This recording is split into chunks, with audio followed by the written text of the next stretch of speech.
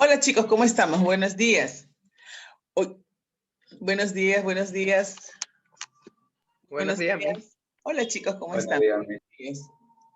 Haciendo algunos reajustes porque el día de ayer tuve dificultades con mi internet. Si me alejo mucho ese aparatito, no sé cómo se llama, se me va la señal, no llega muy bien la señal. Me he cambiado de lugar y hay un poquito de... ¿Cómo estás, hijo? Muy buenos días, Christopher. ¿Qué tal, chicos? Muy buenos días, buenos días, buenos días. A ver, algunos todavía no prenden sus cámaras. A ver, chicos, prendan sus cámaras. Buenos días. Hola, buenos días. A ver, vamos a listar nuestros registros.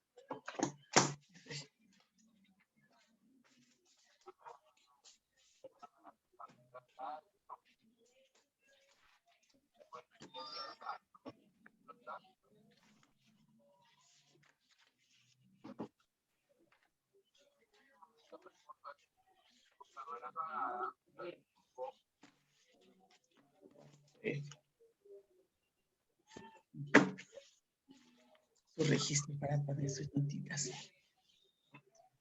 Ilcón, no te veo. Ah, ya. Guamaní, no te veo. Valverde, no te veo. ¿Dónde estás que no te veo? Hola, chicos. Buenos días, buenos días, buenos días. ¿Qué tal?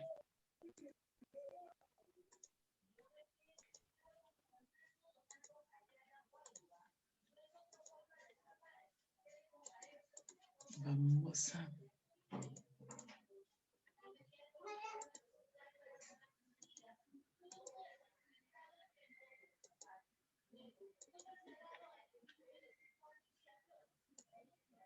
Bien, chicos, muy buenos días. Tengan todos ustedes. Esperando, pues, que se encuentren bien de salud, al igual que sus familias, ¿no? La idea es que todos estemos conservándonos con salud en estos días difíciles de pandemia y iniciar un día más. El día de hoy tenemos un tema bastante interesante para desarrollar, que me imagino que lo hemos conocido desde años anteriores. La célula estudiamos, citología estudiamos desde que estamos en primaria, ¿no? La citología, conocida también lo que significa citología, la ciencia que se encarga de estudiar las células. No se olviden ustedes que en un principio veíamos a la ciencia biología, que es la ciencia que se encarga de estudiar a todos los seres vivos. Su contenido era digamos, tan extenso, tan amplio, tenía tantas cosas o tantos seres vivos a quienes estudiar, que la biología pues se ve la necesidad de hacer uso de ciertas ramas, ¿no? Entonces, ramas que se van a encargar de un estudio mucho más especializado. Por ejemplo, ¿no? La zoología solamente a los animales, la botánica solamente a las plantas, la microbiología solo a los microorganismos, la fisiología solamente funciones, ¿no? Todos ellos forman parte de la gran ciencia biología. Y una de estas ramas es la citología, ¿no es cierto? La citología, pues, ciencia que se encarga del estudio de la célula, específicamente de la célula. Nosotros ya sabemos, porque es redundante lo mismo, porque quiero precisar algunas cosas, nosotros ya sabemos que la célula pues es la unidad básica de todos los seres vivos. Eso ya está de más decirlo. Donde ustedes sepan que existe una célula, ser viviente. Tanto así que nosotros, por ejemplo, en estos últimos tiempos, los maestros y las personas que conocemos un poco, aclaramos a aquellas personas que desconocen acerca de la gran pandemia que se está viviendo en el mundo entero, tenemos que aclarar ciertos conceptos. Por ejemplo, no sé si la clase pasada ya lo hice con ustedes. ¿Qué diferencia hay entre SARS-CoV-2 y COVID-19? ¿Es lo mismo? ¿Hay alguna diferencia? ¿Es una evolución? ¿Lo hemos comentado en la clase pasada, SARS-CoV-2 y COVID-19? ¿Alguien me puede comentar acerca de las diferencias o similitudes que hay? ¿Qué es SARS-CoV-2?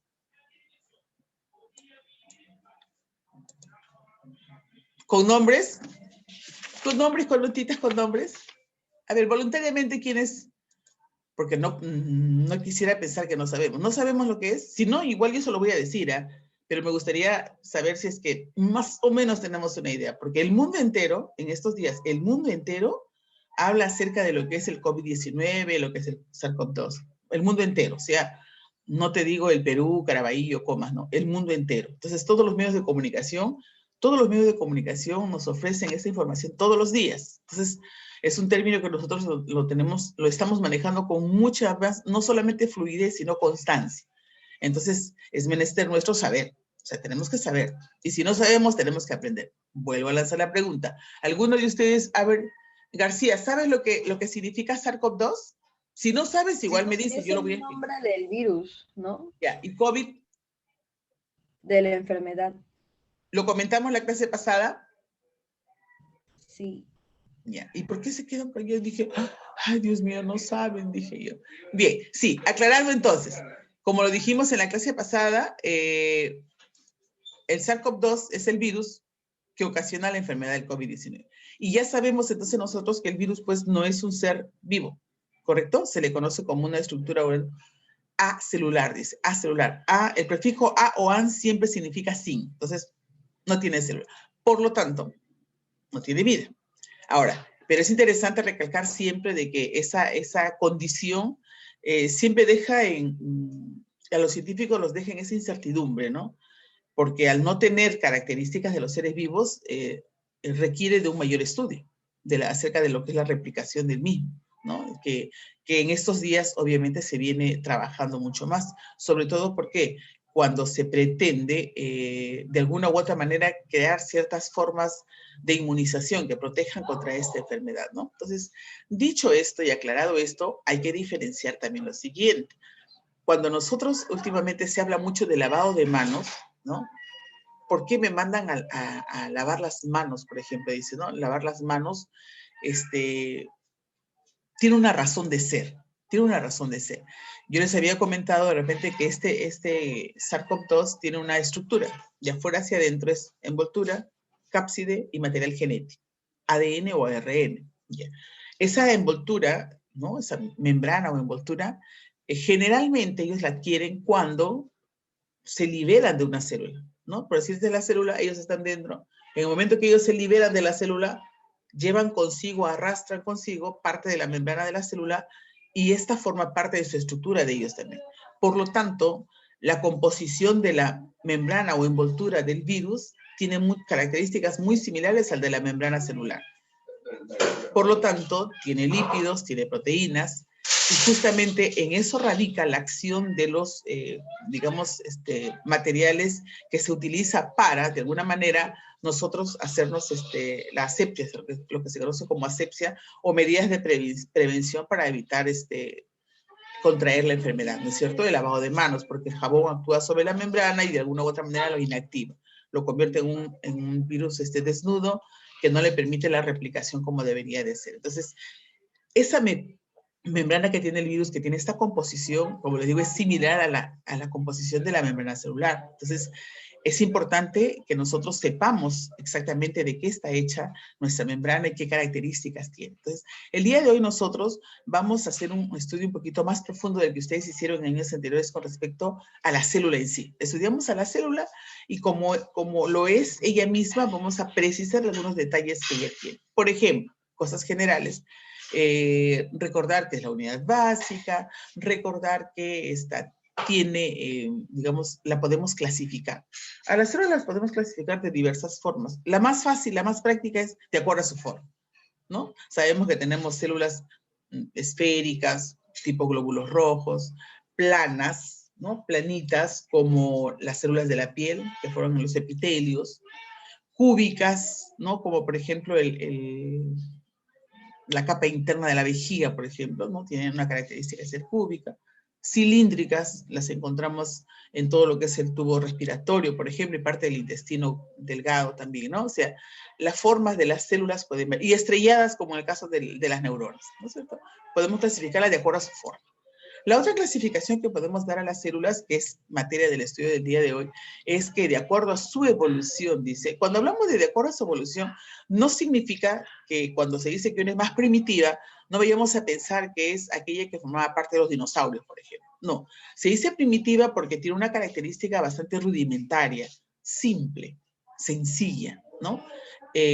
No por ello menos importante.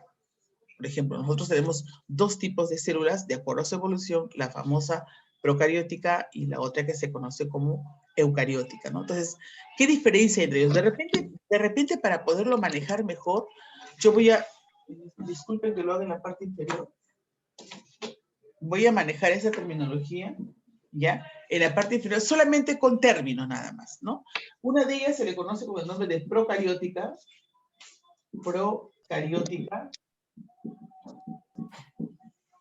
Entonces vamos a analizar por qué términos o raíces en este caso está conformada esta palabra. Y la vamos a dividir, ¿ya? Una es pro, que significa antes, y la otra es cario, ¿no? Cario es membrana nuclear, ¿no? La membrana nuclear, llamada también, se le llama también carioteca. ¿Correcto? O sea, a la membrana nuclear se le llama también carioteca. Entonces, si es que yo digo procariótica es antes de tener una membrana nuclear, antes de tener carioteca. Porque ustedes pueden de repente por ahí también recordar que la otra célula recibe el nombre de eucariótica. Eucariótica. ¿No es cierto? Y la eucariótica, el prefijo eu significa verdadero. ¿Verdadero qué? Verdadera membrana nuclear, ¿no? Verdadera membrana nuclear, ¿no? Solamente con el nombre nosotros podemos por ahí definir o describirlo, ¿ya? Entonces, tenemos dos tipos de células, de acuerdo a su evolución.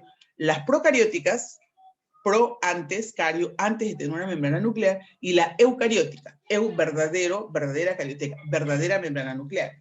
Si ustedes se recuerdan, las células tienen membrana celular, ¿no es cierto? Lo que está fuera, membrana celular, divide el medio externo del medio interno, y tiene otra membrana que es la membrana nuclear, ¿no? Esta es la membrana nuclear llamada también carioteca.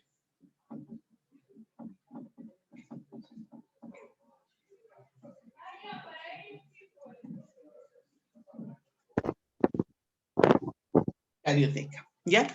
Yo les tengo una imagen preparada para esto, por si acaso, sino que quiero primero darles la idea de lo que significa, ¿ya? Entonces, yo tengo dos tipos de células. Una llamada procariótica, ¿ya? Que sería esta, y otra llamada eucariótica. La primera diferencia, la similitud, las dos tienen membrana nuclear, ¿ya? Esta es membrana nuclear. Esto y esto es membrana celular, su membrana celular. Esto que está de blanquito sería el citoplasma. En el caso de la eucariótica tiene carioteca y dentro de la carioteca está su material genético. Dentro de la carioteca está su material genético. El material genético está encapsulado, por decir así, protegido, por decir así, por una membrana que se llama membrana nuclear, conocida también como carioteca. En cambio, la procariótica, antes, no tiene carioteca, por lo tanto, su material genético está disperso. ¿Ya? Tiene material genético también. O sea, no vayan a pensar que esto no lo tiene. Igual, los dos tienen material genético. Igual va a haber una madre, van a haber hijos. Pero la diferencia entre ellos, fundamental, es que la procariótica no tiene carioteca. Por eso es procario. ¿Correcto? En cambio, la eucariótica, verdadero, tiene una verdadera membrana nuclear llamada carioteca. Esa es la primera fundamental diferencia. Segunda diferencia. Esta que es verdadera, en su contenido, tiene todos sus organelos, por decir. Tiene ribosomas, mitocondrias, retículo endoplásmico, cuerpo de Golgi, lisosomas, todos los tiene. Todos sus organelos, todos. ¿Ya? Ya voy a decir, tiene ribosomas. ¿Ya? Ribosomas. En cambio, la pro solamente tiene ribosomas, nada más. Solo ribosomas. Las demás organelas no las tienen, ¿ya? Pero miren, aún teniendo esa, digamos, esa gran diferencia entre ellos, porque es una diferencia bastante marcada, ¿no? Ya les he dicho, y es la primitiva y es la evolucionada. Esta, por más primitiva que se diga, hoy por hoy, en este instante la tienes a tu lado. Peor si estás haciendo una faringitis, una sinusitis, peor aún. ¿Por qué? Porque está presente. ¿Dónde la encontramos a ella? Encontramos en las bacterias. En las bacterias. También en las algas azul verdosas, pero fundamentalmente en las bacterias. Y esta la vamos a encontrar en todas las demás, ¿no? Todas las demás. Todas las que tienes en tu cuerpo son eucarióticas, las que están en las plantas son eucarióticas, ¿ya? Ahorita te voy a pasar a ver un material.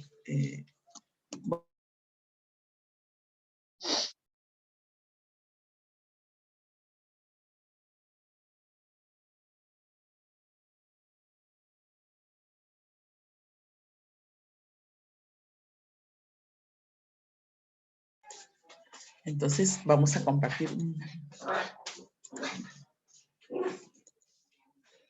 Lo pueden ver, ¿verdad? ¿Se puede ver, chicos? Avísenme si lo pueden ver, por favor. Sí. Ya, gracias, muchas gracias. Ya, aquí por ejemplo tengo el esquema, ¿no? Es un esquema de las dos células, ¿ya? La procariótica y la eucariótica. Les voy a insistir hasta que esto quede completamente claro, ¿ya? Por ejemplo, la que tenemos aquí a la izquierda es una célula procariótica. Sabes que pro es antes, cario es de membrana nuclear, llamada también carioteca. Y eu significa verdadero, cario, membrana nuclear. Tiene verdadera membrana nuclear, verdadera carioteca. En cambio aquí, antes de tener una carioteca, no hay. Algunos le dicen así, la procariótica no tiene núcleo, dicen así, y la eucariótica sí tiene núcleo, ¿no? De esa manera también lo identifica. Miren la procariótica, bueno, este es el caso típico, esta es la representación de una bacteria, parece, ¿sí? De una bacteria. Miren, lo que tiene aquí el flagelo, las fibras, la cápsula es algo adicional. Lo que me interesa es ver el contenido, ¿ya? El contenido. O sea, internamente tiene citoplasma, va a tener citoplasma, en este caso tiene pared celular, ¿no? Aquí está la membrana interna.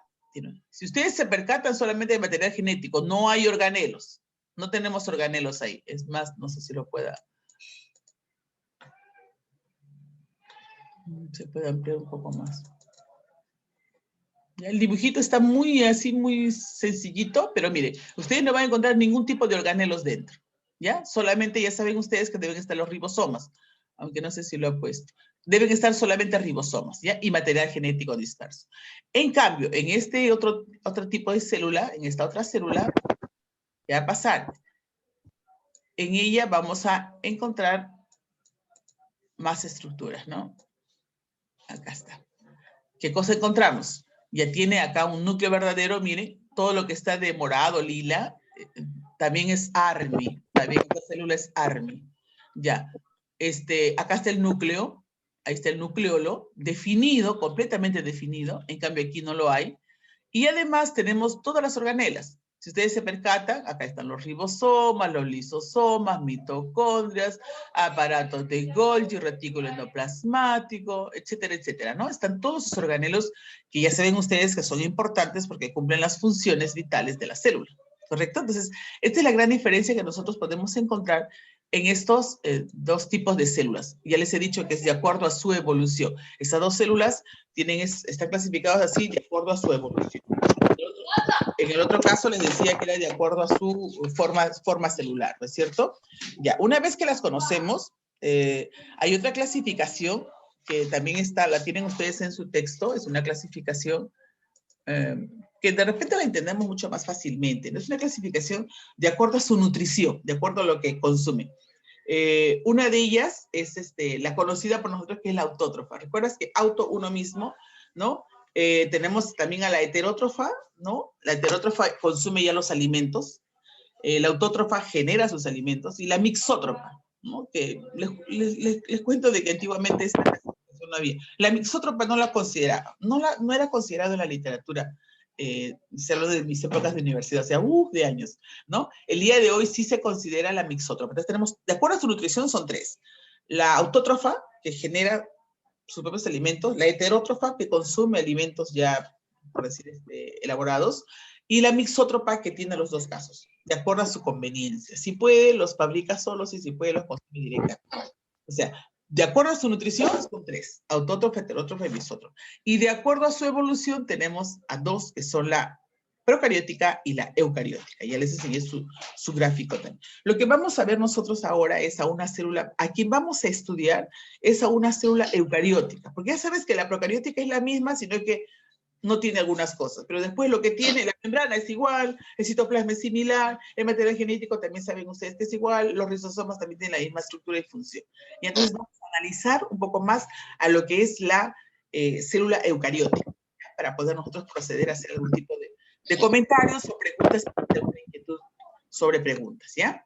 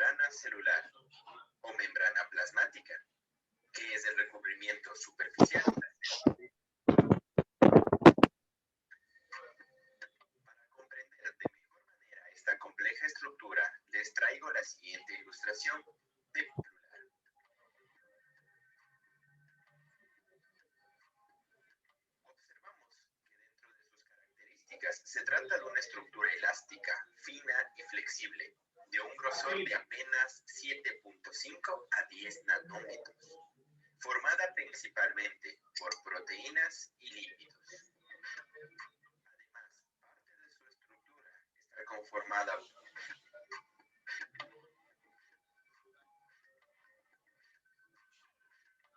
Una de las funciones primordiales es separar el medio extracelular del medio intracelular o citoplasma. Esto lo hace a través de la bicapa lipídica, que la profundizaremos después. También evidenciamos las proteínas de membrana y finalmente a los hidratos de carbono unidas a estas. En este video analizaremos aspectos importantes. Primero, después las proteínas de membrana, la función de los hidratos en la membrana celular. Vamos a comenzar con la bicapa lipídica de la membrana celular. Estructurando una doble capa de lípidos, cada una de las cuales tiene una única molécula de grosor.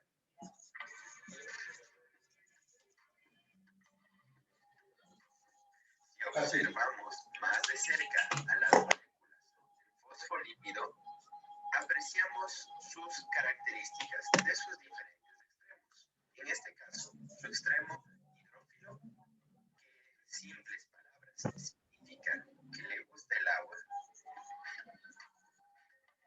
mientras que su extremo hidrófobo, que repele o se aleja de las moléculas de agua.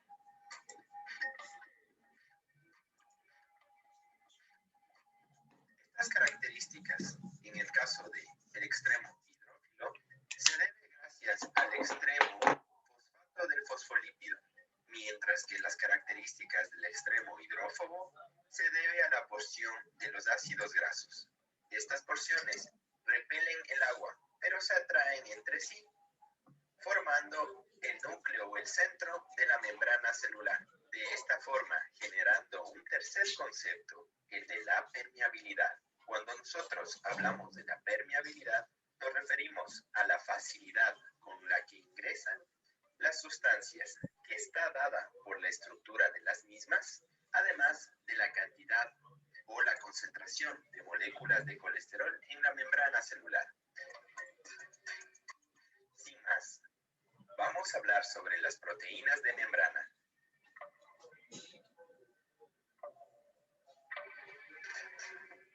Se tratan de estas masas globulares que flotan en la bicapa lipídica, que generalmente son glucoproteínas y que constan o estructuran dos grupos principales. Por un lado, las proteínas integrales, que son las que atraviesan todo el espesor de la membrana celular, van a estar constituyendo canales o poros para el paso de moléculas hidrosolubles como iones. Además, permiten el transporte activo celular y pueden estar estructurando enzimas y receptores celulares. Por otro lado, tenemos a las proteínas periféricas, que se unen a una sola superficie de la membrana celular, o en algunas ocasiones a proteínas integrales. Estas se caracterizan porque se unen a una sola superficie de la membrana celular, es decir, sin atravesarla. Finalmente, tenemos a los hidratos de carbono, que se unen a proteínas y a lípidos, formando respectivamente glucoproteínas y glucolípidos. Un componente importante del segmento gluco se protruye hacia el exterior, hacia el medio extracelular, formando un recubrimiento débil de hidratos de carbono, que se conoce como glucocáliz, el mismo que brinda funciones indispensables para la célula y para la membrana celular, que son: presentan una carga eléctrica negativa que repele otras moléculas o cargas negativas. Algunas se unen a otras células por medio del glucocáliz. Otras actúan como receptores para las hormonas, como por ejemplo la insulina. Y finalmente en reacciones inmunitarias. Este ha sido el video de hoy. Espero que te haya servido. No olvides suscribirte. Comparte el video con tus amigos. Bien, chicos. Hemos tenido una pequeña introducción a lo que se refiere el estudio de la célula. Hemos visto la parte de la membrana celular porque es importante conocer más profundamente a la membrana para poder entender cómo funciona. ¿Ya? Primero nos hemos ubicado con los diferentes tipos de células que hay. Ya estamos hablando de una célula... Ay, sí, gracias. Estamos hablando de una célula eucariótica. Gracias. Olvidé tomar la captura. Ya están anotados los que están con la cámara apagada, ya los he anotado. Ya. O sea, la nota ya está. Creo que esto me demora un poquito. Ay.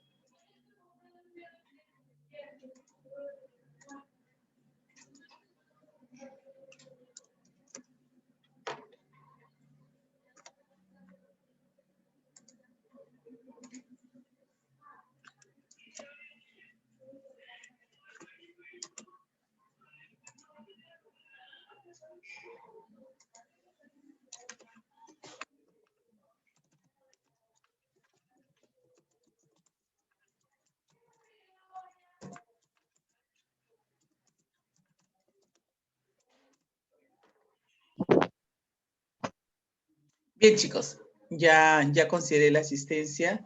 Los alumnos que están con cámara apagada, Quispe Moreno, Arboreda, Belén, Valverde, Guamaní, Segura, Darrigo, son los alumnos que están con cámara apagada, que ya saben. Bien, decía,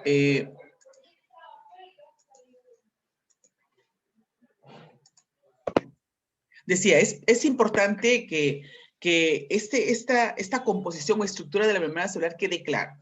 Yo les comentaba hace un momento en qué radicaba, por ejemplo, el accionar que las personas, los humanos en esta época estamos aprovechando con respecto al poderle ganar la batalla al COVID, al SARS-CoV-2, por ejemplo, ¿no? Si nosotros conocemos la estructura de la membrana celular y sabemos que a través de uno de los ciclos virales, estos virus, hay dos ciclos virales conocidos, ¿no? El ciclo lítico y el lisogénico. En el lítico se destruye la célula, pero dice que cuando la célula se destruye, obviamente se destruye porque los virus que estuvieron dentro, ¿no? se replicaron tanto que empiezan a liberarse, pero en el momento que ellos se liberan, salen y arrancan parte de su membrana, ¿no? Entonces, al hacer un estudio de la membrana de la envoltura que tienen los virus, se dan con la coincidencia de que tiene ciertos componentes que también tiene la membrana celular. Y eso de repente les permite aprovechar ese conocimiento, les permite aprovechar para ver de qué manera se puede de alguna forma inactivar, que es lo que se está haciendo a través del jabón, el alcohol y otras cosas más. Ahora, esa membrana de la cual estamos hablando, la verdad que es aparentemente sencilla, ¿no? Sabes dónde vienen las partes lipídicas, dónde están las proteínas, cuál es la función de las proteínas, pero tiene una razón de ser. Por algo tienen esa composición, por algo. Las proteínas, por ejemplo, en algún momento van a ser útiles por algo, que lo vamos a ver luego, ¿no? Entonces, cada uno de ellos es importante no solamente reconocer, sino saber. Tenemos tres compuestos fundamentales que son los lípidos, las proteínas y los glúcidos. Esos tres compuestos orgánicos están presentes en la membrana celular.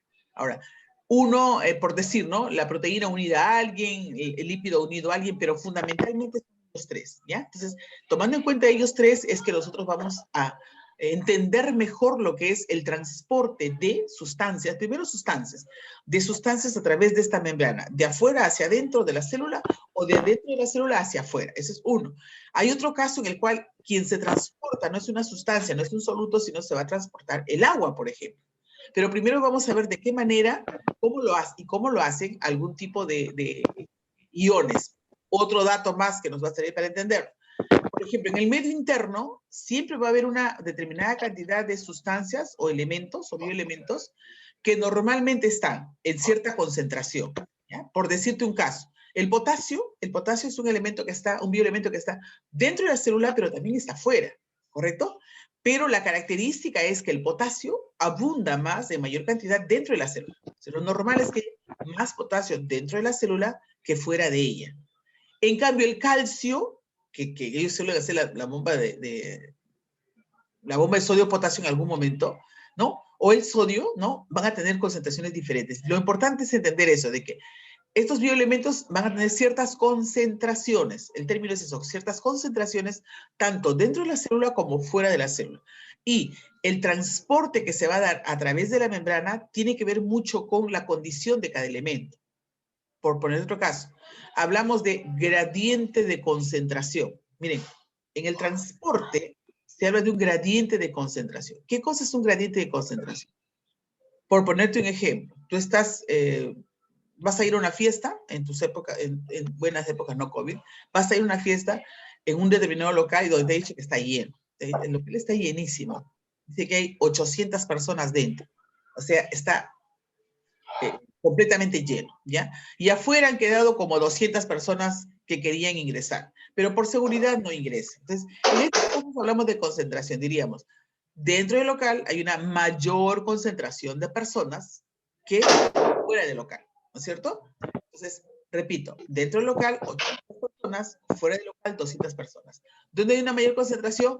Dentro del local. ¿Dónde hay una menor concentración? Fuera del local, ¿correcto? Esas dos apreciaciones, por favor, quédense con ellas. Les pregunto, si una persona, ¿no? Un meleniano está afuera, dentro de las 200 personas, quiere ingresar a la fiesta donde hay 800 personas, tiene que hacerlo, porque ahí adentro está su hermana y su mamá le ha dicho que tiene que sacar a su hermana, o sea, tiene que llegar. Y le ha dicho que su hermana está cerca al estrado. O sea, él tiene que llegar. Ese meleniano tiene que llegar, tiene que ingresar. Pregunta,